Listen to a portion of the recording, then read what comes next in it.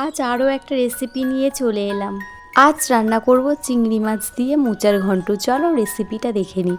প্রথমে তেলের মধ্যে লবণ হলুদ মাখিয়ে চিংড়িটা দিয়ে ভেজে তুলে নেব।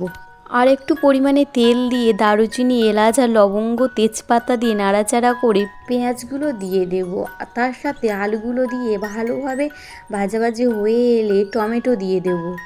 আদা রসুন আর কাঁচা লঙ্কার পেস্ট, হলুদ লবণ দিয়ে ভালোভাবে মশলাটাকে কষিয়ে নেব। ভালোভাবে যখন কষানো হয়ে যাবে, তোমাদেরকে একটা টিপস শেয়ার করি।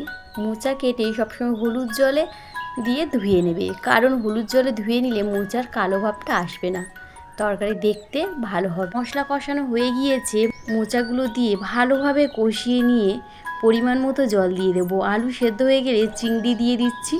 জিরের গুঁড়ো আর গরম মশলা বাটা ছড়িয়ে দিলেই তৈরি হয়ে গেল মোচার ঘন্ট। ভীষণ ভালো খেতে হয়।